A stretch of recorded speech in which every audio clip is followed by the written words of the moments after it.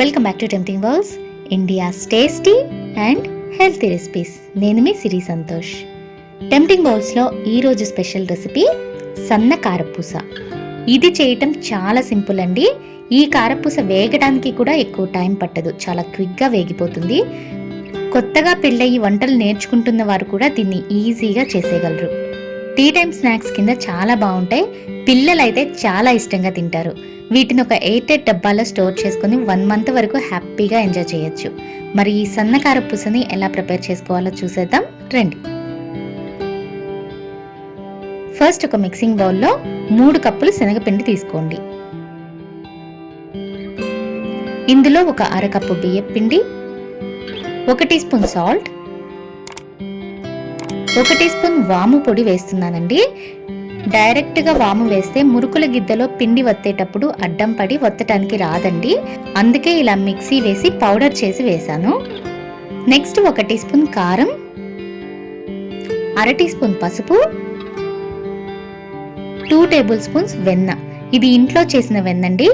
Butter లేని వాళ్ళు వేడివేడి నెయ్యి అయినా వేసుకోవచ్చు, లేదంటే వేడి నూనె అయినా వేసుకోవచ్చు. ఈ మొత్తం ఒకసారి బాగా కలపండి. ఈ బటర్ పిండి మొత్తంలో బాగా కలిసిపోవాలి. బటర్ని పిండిలో ఇలా మిక్స్ చేసేటప్పుడు చిన్న చిన్న ఉండలు ఫామ్ అవుతూ ఉంటాయండి. వాటి వల్ల కారపూస వత్తేటప్పుడు పిండి స్మూత్గా జారకుండా ఈ ఉండలు అడ్డుపడుతూ ఉంటాయి. సో ఇలా కలిపేటప్పుడే ఉండలు లేకుండా పిండిని స్మూత్ పౌడర్ అయ్యే వరకు బాగా కలుపుకోవాలి. ఒకవేళ మీకు ఉండలు ఫామ్ అయ్యాయి అనిపిస్తే ఒకసారి పిండిని జల్లించేసుకోండి, సరిపోతుంది. ఇలా కలిపిన తర్వాత కొద్ది కొద్దిగా నీళ్లు పోస్తూ చపాతీ ముద్ద కంటే కొంచెం పల్చగానే పిండిని కలుపుకోండి. ఇక్కడ నేను తక్కువ క్వాంటిటీ చూపిస్తున్నాను కాబట్టి పిండి మొత్తం ఒకేసారి కలిపేస్తున్నానండి. మీరు ఎక్కువ క్వాంటిటీ చేసుకునేటప్పుడు మాత్రం కొంచెం కొంచెంగా పిండిని కలుపుకోవాలి. ఇప్పుడు కారపూస చేయడానికి ఇలాంటి సన్న బెజ్జాల మోల్డ్ కావాలండి. ఈ మోల్డ్ లోపల కొంచెం వాటర్ అప్లై చేస్తే పిండి ఈజీగా జారుతుంది. ఇప్పుడు పిండి ముద్దని తీసి మోల్డ్లో పెట్టి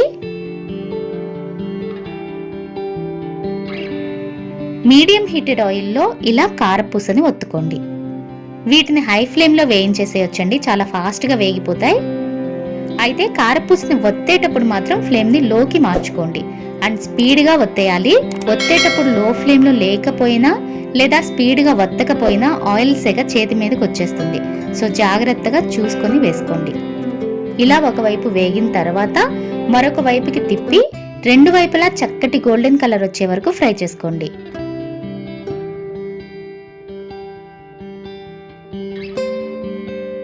రెండు వైపులా ఇలా చక్కగా వేగిన తర్వాత తీసి కిచెన్ పేపర్ పైన వేసుకోండి.